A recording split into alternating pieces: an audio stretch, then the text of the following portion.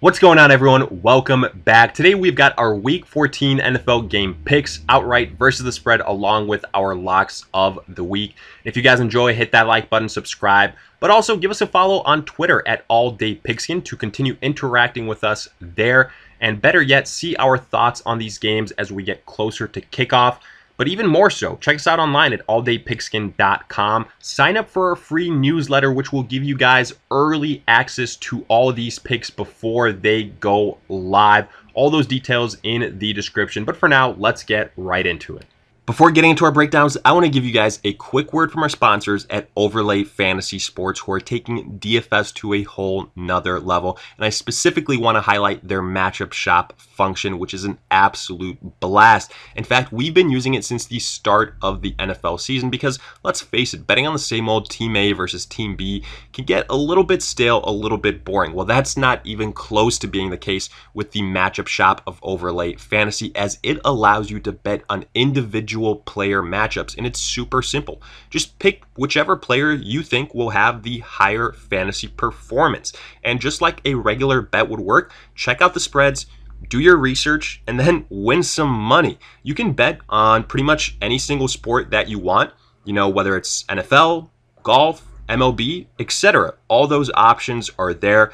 And again, super simple. Pretty much for any single NFL game coming up, you've got a bunch of different matchups that are always updated and added to. So if it's something as simple as just putting a single submission, you can do that. But guess what? If you want to get a parlay going and double up some of those winnings, you can do that as well. So take advantage of this. All of that homework you're doing for your fantasy lineups, let's have that translate to some big time winnings for your wallet as well. So do yourself a favor and check out Overlay Fantasy's matchup shop now. Our first game of the week featured the New England Patriots at the LA Rams on Thursday night. The Patriots 6-6, the Rams 8-4. And if you guys follow us on Twitter at AllDayPigskin or are signed up for our newsletter on AllDayPigskin.com, you knew our thoughts heading into this game. Basically, we said, sure, outright, we think the Rams are the better team. The Patriots probably won't have as much success as they did last week versus the Chargers, and we saw this game going one of two ways. Either it would be a very close victory for the LA Rams, or it would probably be a blowout for the LA Rams. Initially, we're probably giving a little bit too much credit for the New England Patriots because we took them on the spread, which was -5.5 for the Rams. Obviously, that game went a different direction. Cam Newton struggled. The Rams dominated with the rushing attack and dominated with that defense, and that's all she wrote. Ended up being a blowout. So either way, we start out the week at 1-1 and go from there. Looking at Sunday, we start with the Houston Texans at the Chicago Bears. The Texans 4-8, coming off a tough late loss versus the Colts where they had a chance to win, but one bad snap of the football, and that's all she wrote. While the Bears 5-7, technically have the better record here, but they're coming off an awful loss versus the Detroit Lions, where the Bears are probably at their lowest point yet this season. And the most surprising thing here might be the fact that nobody has been fired yet from this coaching staff. That's how bad that loss to the Lions was. And to make matters worse is the fact that now the Bears have to face one of these quarterbacks that they passed on in order to get yours truly, Mitch Trubisky. And that is, of course, Deshaun Watson. And look, in terms of the matchup here, yes, the Houston Texans defense is very bad. And the Houston Texans offense is limited. No DeAndre Hopkins, obviously, since the start of the year because of the trade. No Will Fuller because of the PED suspension. But despite all of that, Deshaun Watson has actually done pretty well and has kept his team in games. That's how good he is. And this is honestly really reminiscent of the matchup last week where the Bears faced a very similar type of team in the Detroit Lions. One that has offensive talent but is a mess defensively. And we all know how that turned out. So why would this matchup be any different? It seems like ages ago when people were actually calling the Bears, underrated and quote-unquote contenders. But we knew from the get-go that that wasn't the case. The Bears are not that good of a football team, and it all starts at the quarterback position. Mitch Trubisky will be playing here, and yes, the Bears do have the advantage in terms of some matchups because, you know, offensively, no doubt, the Bears will put up some nice stats, but at the end of the day, I don't think that necessarily translates to a win because when it comes to crunch time, give me Deshaun Watson over Mitch Trubisky 10 times out of 10. I do believe the Houston Texans defense is a little bit better than that of the Detroit Lions. And offensively, I think that Deshaun Watson can get it done as well. Brendan Cooks has cleared that concussion protocol. The Bears defense has struggled these last couple of weeks, kind of under the radar, but that's the case. I think the way this game goes is it's going to be a lot of David Montgomery, a lot of, you know, Deshaun Watson on the other side of things, making some magical plays. But at the end of the day, I don't think David Montgomery can carry the load for the Chicago Bears. Mitch Trubisky will have to do something to win this game, and I've been saying it since day one. That just isn't the type of quarterback that he is. Give me the Houston Texans here to win this game as Deshaun Watson, along with Patrick Mahomes, you know, continue to remind Bears fans what a colossal mistake they made by drafting Mitch Trubisky over those two guys. The Bears right now plus 1.5 on the spread. It's practically a pick'em, so give me the Texans there as well. Next up, we've got the Dallas Cowboys at the Cincinnati Bengals. The Cowboys 3-9, very bad loss to the Ravens last week, but at this point, did we really expect anything else? While the Bengals 2-9-1, losing to the Dolphins this last week. And now you have got a matchup of two teams that have pretty much called it a season at this point in time. But at least for the Dallas Cowboys, silver lining is you get the Burrow-less Bengals this week. And sure, that doesn't mean the Cowboys will all of a sudden turn things around long-term this season because they've kind of put themselves outside of the NFC East contention, as hard as that is to imagine considering how much that division has struggled. But in terms of bouncing back this week, this is a great opportunity to do so because the Bengals at this point are probably almost on par with, let's say, the Jets of this year, and honestly, maybe even worse considering their available quarterbacks. Now, to be fair, though, this Dallas defense could keep the Bengals in this game longer than they should be.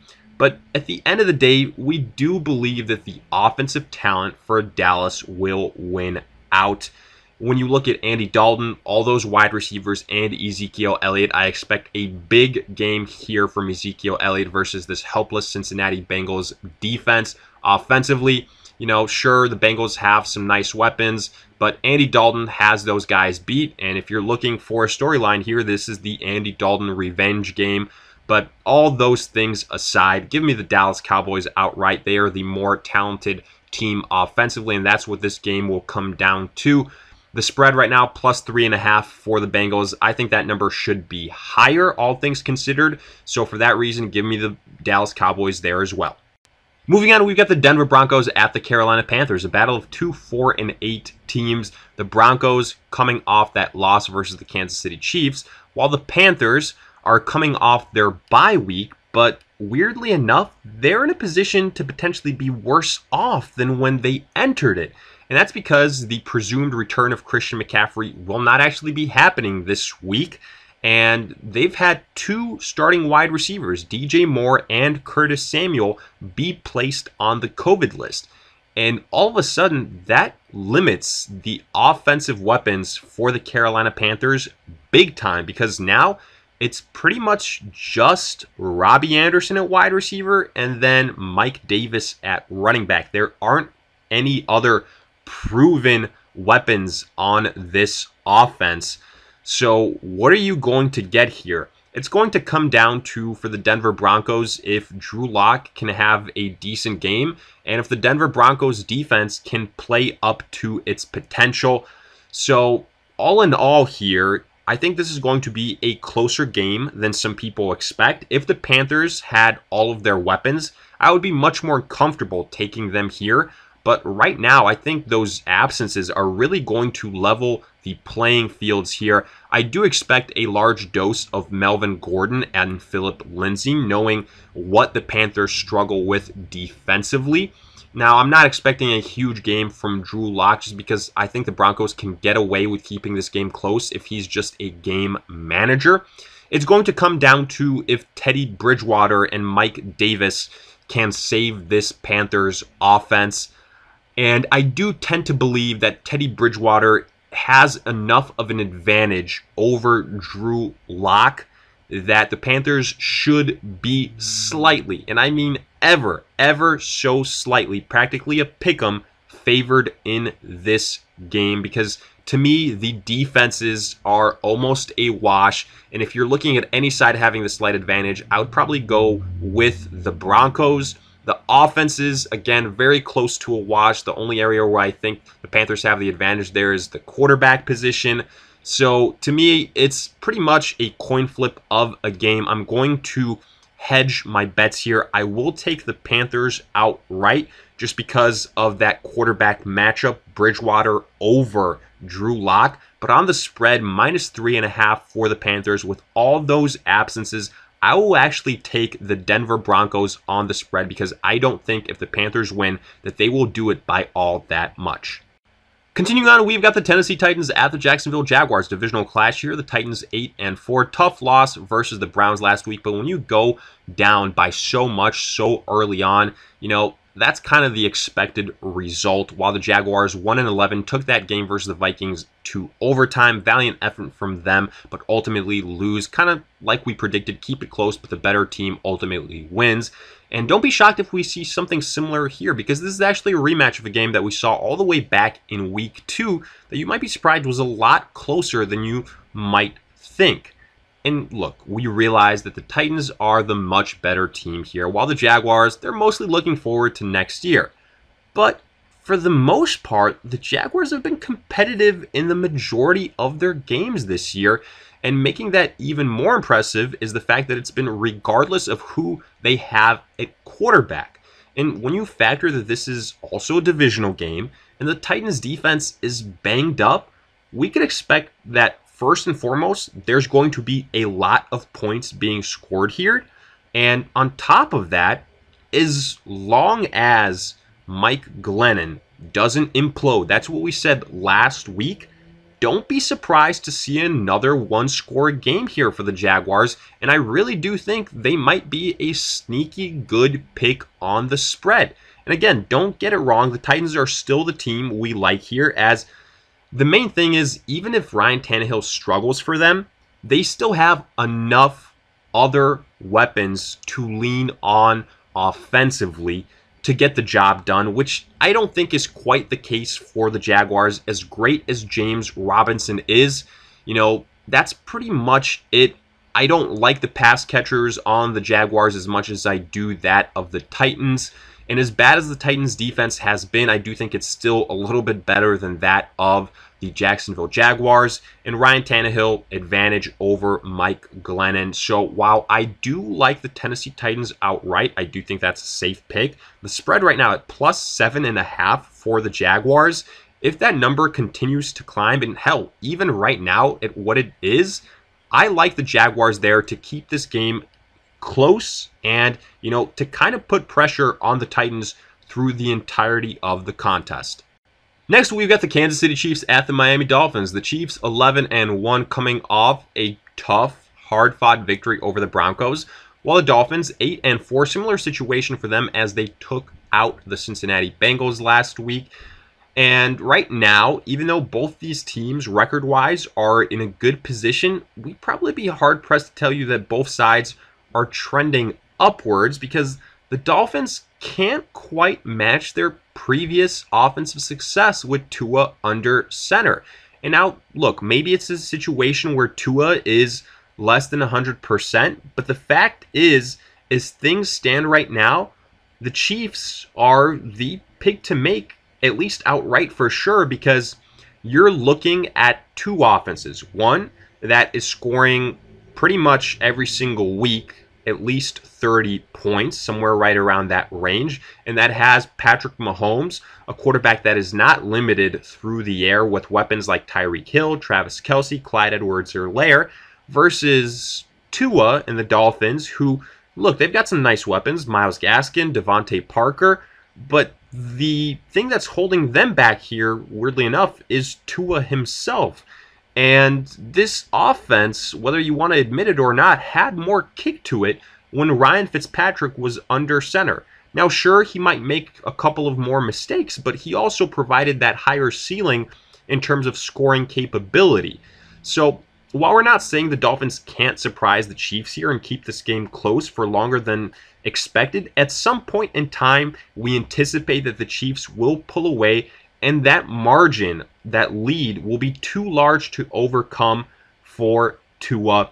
So go with the Chiefs there. The spread is much trickier because it's at plus 7.5 for the Dolphins. They've been pretty good at covering that number. What we ultimately suggest is to tease that number down by a few points and then take the Chiefs there too. But right now, even with what it stands at, because of the limitations that I believe Tua has, I would lean the Chiefs on the spread as well. Next up, we've got the Minnesota Vikings at the Tampa Bay Bucks. The Vikings 6-6 coming off that overtime win versus the Jaguars, while the Bucks 7-5 are coming off the bye week. And right now, I think that this game could potentially turn into one of the bigger blowouts of the week, unfortunately. And let me break down why that might be the case. First and foremost, the Bucks have had extra time to prepare for this game, and it just seems like that offense is waiting for that big-time scoring explosion where they get all those weapons involved. And unfortunately for the Vikings, their subpar secondary will likely offer that exact chance, as there's no way they can contain Chris Godwin, Mike Evans, who is expected to play in this game, and Antonio Brown. But the biggest worry to me here is the fact that the best offensive weapon for Minnesota, which is Dalvin Cook, is potentially going to be game scripted out here because first and foremost, he's already facing a very stout rush defense.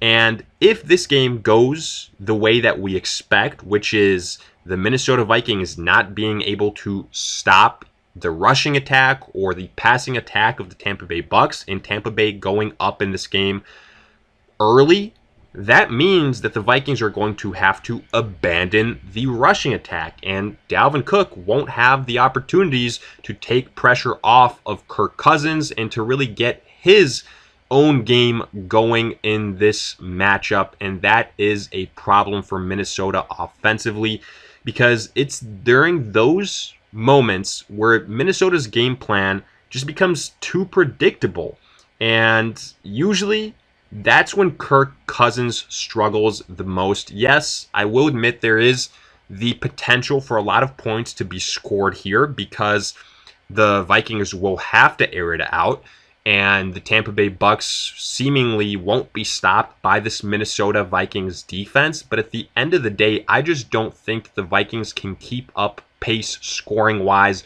with the Bucks. This Bucks defense is so much better than that of the Minnesota Vikings. And at some point or another, that will become apparent, and the Vikings will fall behind in scoring pace. So give me the Bucks here. I think they're going to come out with a bang. I like for them to score more than 30 points in this game. I like the Bucks outright on the spread right now. They're at minus 7.5. And like I said, I have the feeling that this game could turn into a blowout for Tampa Bay, so I will also take them on the spread. Moving on, we've got the Arizona Cardinals at the New York Giants. The Cardinals 6-6, tough loss versus the Rams this last week, while the Giants 5-7. And congrats, New York. You just pulled off one of the biggest, if not the biggest, upsets of the year by beating the Seahawks. And what made that one even more improbable and actually impressive is the fact that it was with Colt McCoy under center. That is insane. But hey, favorably for the Giants, they're optimistic about getting Daniel Jones back in this game. But I do want to be honest with you guys here, even though that is a drastic improvement in terms of their odds to win this game, because it opens up this offense so much more, this passing attack especially. It gives threat to those wide receivers. I still don't think that means the Giants win this game.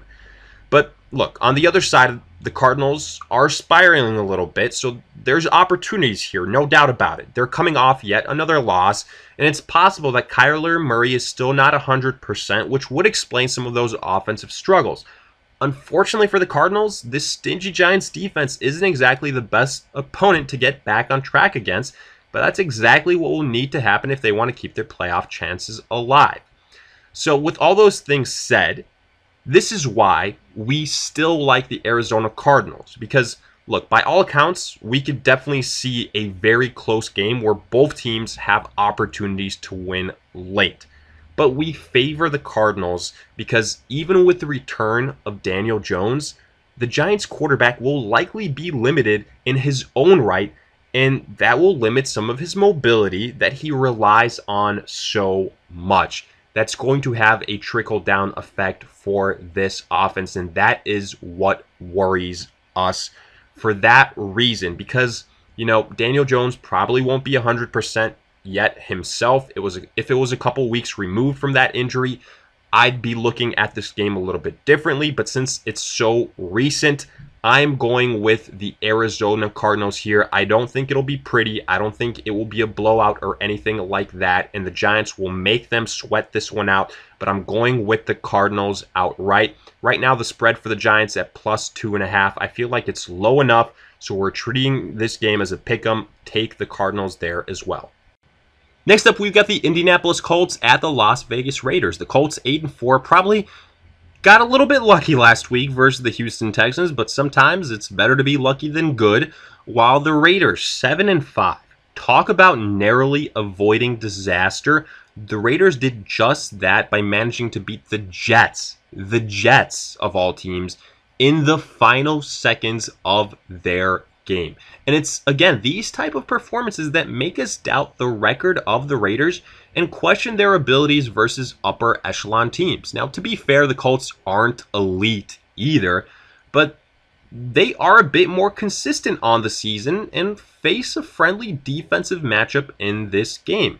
And now, sure, it also helps that the Colts have seemingly figured out their rushing attack between Jonathan Taylor and Naheem Hines, which is probably their biggest weapon, but there's also been the reemergence of T.Y. Hilton, kind of adding some validity to this passing attack and helping out Phillip Rivers. You know, God knows he needed that, because this passing attack wasn't as advertised when the season began. T.Y. Hilton needed to get involved, and he's been doing it successfully these last 2 weeks.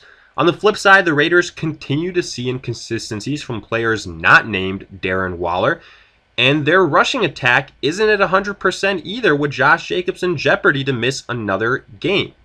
Now, defensively, we also tend to give the advantage to the Colts, who have that bend but don't break mentality. And it's that reason, with all these factors combined, that lead us to take the Colts outright. The spread at +2.5, not all that big of a number. I just don't like how inconsistent the Raiders have been offensively. I don't like their lack of weapons. I don't like the fact that they're banged up at the running back position. I will take the Colts here. I think they are the more complete team, the more consistent team. Give me the Colts to win outright and on the spread. Continuing on, we've got the New York Jets at the Seattle Seahawks. The Jets 0-12, coming off probably their best chance to get a victory on the season, but they blow it versus the Raiders, while the Seattle Seahawks 8-4, coming off an atrocious loss versus the Colt McCoy-led New York Giants. And this might make you think that this could be a trap game, but I really do believe that it's the furthest thing from the truth. In fact, I expect the Seattle Seahawks to absolutely obliterate the Jets, not only via offensive scoring, but also with some defensive efforts in what happens to be the Jamal Adams revenge game. The Seahawks outright are probably going to be one of the biggest locks of the year. And even with a spread of almost 2 touchdowns at -13.5, we also like them there. Because look, even if Seattle doesn't show up defensively, which I would say would be a surprise in my eyes, Seattle is way too good offensively to not score at least between 30 to 40 points. Because at the end of the day, just remember the golden rule. If you were having some struggles on the year, the week prior, what is the fix-all? That's right, it's facing the Jets. That is the remedy for what ails you. I don't think the Jets can keep up with the Seattle Seahawks. That Seahawks defense has been improving little by little.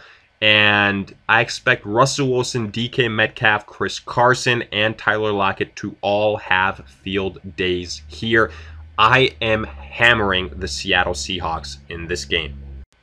Next up, we got the Atlanta Falcons at the LA Chargers. The Falcons 4-8 after yet another loss to the Saints, while the Chargers 3-9 after getting absolutely obliterated and shut out by the New England Patriots last week. And look, if there was ever a matchup of two teams that are most likely to blow a lead, it would probably be this pairing, because both of these teams have had their fair share of heartbreaking losses this year, which begs the question, who will it be this time and how will the other respond? If I can even use the phrasing, who will outblow the other?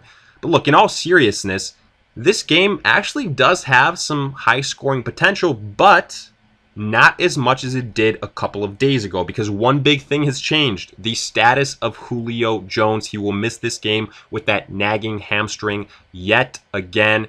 And we've said it before, this Atlanta offense without Julio Jones there is completely different, and Matt Ryan takes a huge step back, and that is what we are afraid of here.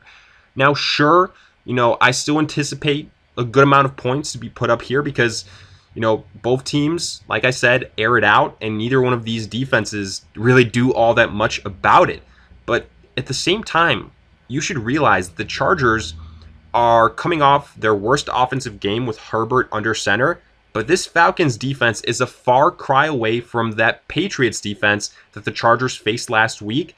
And in fact, this is the perfect bounce back candidate type of game, because every one of those offensive pieces for the Chargers is going to play better. Justin Herbert, Keenan Allen, Mike Williams, Hunter Henry, Austin Eckler. It's scary to think about how much offensive talent the Chargers have. And right now, as crazy as it sounds, the matchup here says to take the Chargers. While Julio Jones was expected to play in this game, I was on the side of the Atlanta Falcons. But since that's not the case here, that has been the deciding factor for me. I'm going to go with the Chargers. If you're a casual bettor, just because the fact the Chargers can't really play a complete game, they blow leads with the best of them. I don't blame you if you don't want to pick this game outright. If there was one way I would lean, it would be on the spread, with the Chargers getting at least plus 2.5. I think that's the better bet here. So right now, I'm going to take the Chargers on the spread and also tentatively take them outright. Either way, this will be one hell of a game. Probably must-watch TV come Sunday. Moving on, we have got the Green Bay Packers at the Detroit Lions in the NFC North divisional clash. The Packers are 9-3, coming off that victory over the Philadelphia Eagles, while the Lions 5-7, coming off that good underdog victory over the Chicago Bears. But I think that's where some of that unifying, Matt Patricia-less mojo might run out here. Because the first time these two teams played, it was an absolute thrashing as the Packers put up 40+ on this Detroit defense.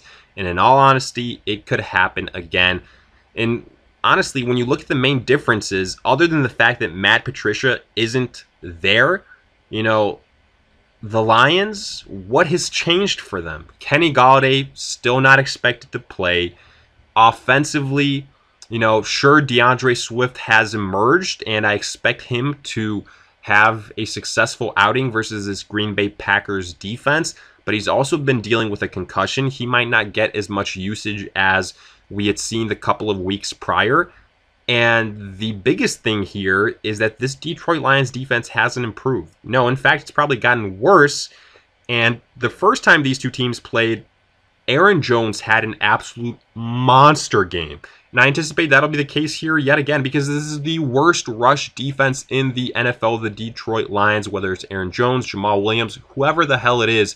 The Green Bay Packers, their game plan is probably to run the ball down the throat of the Detroit Lions. And when you sprinkle in some Aaron Rodgers to Devontae Adams magic, as well. This game, in our eyes, is all but a done deal. Yes, the Lions probably, again, can put up some points, but to me, it's going to be a case where they just run out of steam and they won't be able to keep pace with the Green Bay Packers, because being able to run the football and impose your will that way opens things up so much more for other pieces of the offense. I like the Green Bay Packers here outright with all but a lock, honestly. The Lions plus 7.5. I don't think that spread is large enough. The first time these two teams played, the Packers won by right around 20 points. I think they can do it again. I will take the Packers on the spread. Next up, we've got the New Orleans Saints at the Philadelphia Eagles. The Saints 10-2 after sweeping the Atlanta Falcons last week, while the Philadelphia Eagles 3-8-1 after losing to the Green Bay Packers. And the big news coming out of this game is that Carson Wentz has been benched, so that means if you predicted this Week 14 clash would be Taysom Hill versus Jalen Hurts, then kudos to you.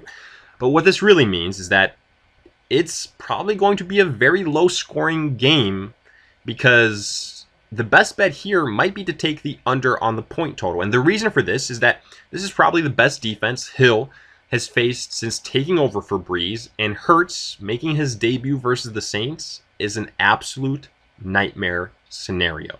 Because even though Wentz did struggle incredibly this year and probably deserved to be benched so the Eagles can see what they have in Hurts, judging by that small sample size of last week, this Philadelphia offense isn't that much better with Hurts. In my opinion, it hurts the rushing attack. The offense, passing-wise, doesn't have the same upside. And the fact of the matter is that the Saints, either way, have the better offensive pieces. You know, the slightly more experienced quarterback as well, which isn't saying much. But most importantly here is the fact they have the much better defense. And at the end of the day, we believe that the Saints defense will be the reason why they win this game when it's all said and done, probably convincingly. I don't think it's going to be because the New Orleans Saints offense puts up 20 points or something like that. You know, maybe it is, but it'll be because of great field position, because of forced turnovers by the New Orleans Saints defense. But this Saints defense has been exceptional this last month, and versus their rookie quarterback making his first NFL start, I expect this streak to continue. I like the Saints outright. The spread plus 6.5. I do think the Saints defense will have something to say about that and give a lot of scoring opportunities to the offense, maybe even cash in a couple of scores themselves. So I will take the Saints on the spread as well. Continuing on, we've got the Washington football team at the San Francisco 49ers. Washington 5-7, coming off a huge win over the Pittsburgh Steelers. And don't say we didn't warn you. We said watch out for that potential upset. We loved Washington on the spread, and they pulled out that win. Great performance by them. 49ers also 5-7, coming off a loss, but they lost to a better team in the Buffalo Bills. No shame in that.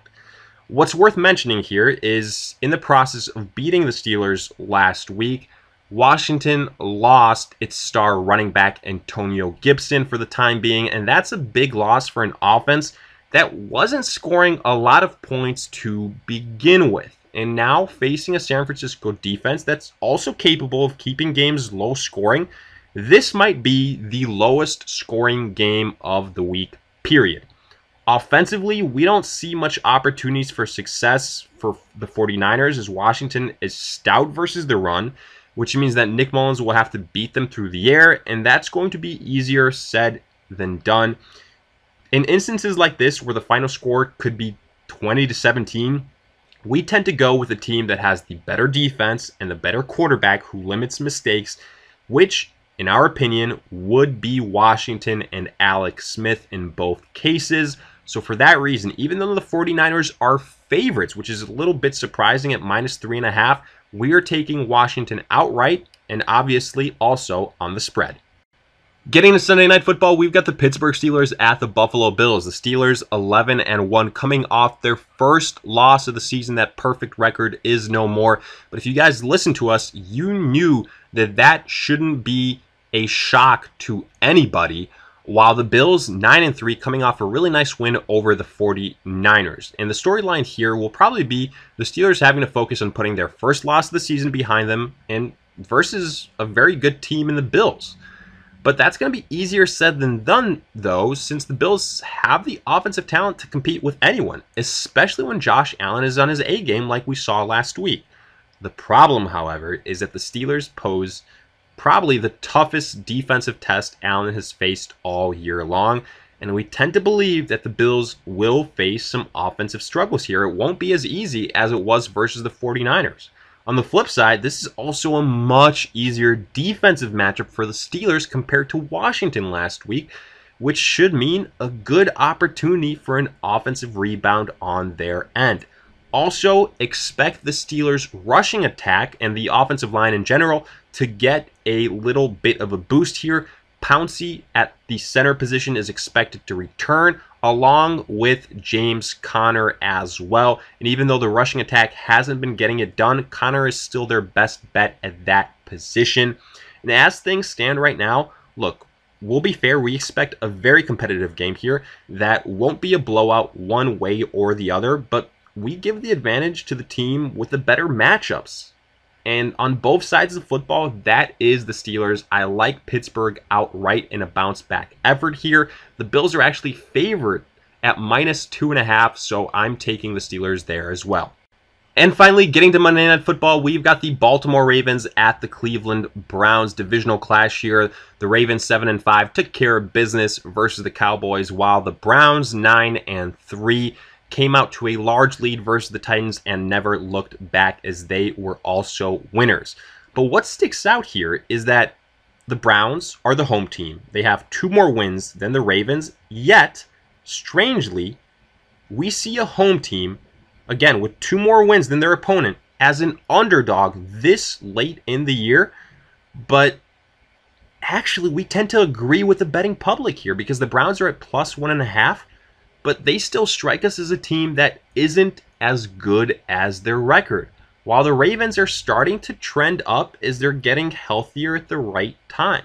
For what it's worth, the Ravens pummeled the Browns back in week 1. And while we do think this game will be much closer, we still have to give the edge to the Ravens. Defensively, Baltimore presents a much tougher test for the Browns compared to the Titans last week. And we would bet against Baker Mayfield having another ultra-efficient, multi-touchdown, 3-4 type of touchdown performance for the second straight game in a row.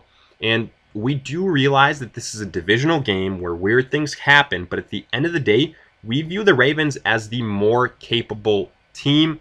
I like Lamar Jackson in this matchup. I don't think that Baker Mayfield again matches up all that well versus the Ravens. And as good as that rushing attack is for the Browns, it comes down to Baker Mayfield at the end of the day. And I don't like his chances versus this Baltimore defense. I will take the Baltimore Ravens outright, the spread at +1.5. So not all that big of a number. Give me the Ravens there too.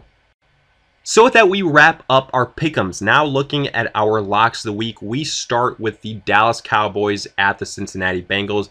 Give me the Cowboys here. Offensively, they just have way too much more talent. The Andy Dalton revenge game, this Dallas Cowboys defense is better than that of the Cincinnati Bengals. I will take the Cowboys to win. It might be close, but they should get the W. Next, Minnesota at Tampa Bay. Give me the Bucs all day long. I think this could be one of the blowouts of the week. Horrible matchup for the Vikings. I don't think Dalvin Cook will be involved nearly enough for them to keep pace with the Bucs. This Minnesota Vikings defense is terrible. I expect an offensive explosion for Tampa Bay. Next, Jets at Seattle. This could be the lock of the century. Give me the Seattle Seahawks. I think they absolutely pummel the Jets, but that isn't anything new. And then finally, New Orleans versus the Philadelphia Eagles. Simply put, this New Orleans Saints defense versus Jalen Hurts. I don't like Philadelphia's chances. Yes, they need to see what they have in Hurts, but this is the worst possible opponent to do it against. Give me the Saints in a victory. So with that, we wrap up our Week 14 NFL game picks outright on the spread along with our locks of the week. And as always, let us hear it in the comment section. Did you agree, disagree, along with any other questions you guys might have? We will do our best to answer them if you enjoyed. Hit that like button, subscribe. Also, give us a follow on Twitter at AllDayPigskin to continue interacting with us and to see our thoughts on these games as it gets closer to kickoff. And better yet, Visit us online at alldaypigskin.com, sign up for our free newsletter, and get access to all of these picks early on in the week prior to kickoff. So all those details in the description. Check it out. But for now, we'll see you guys in future videos.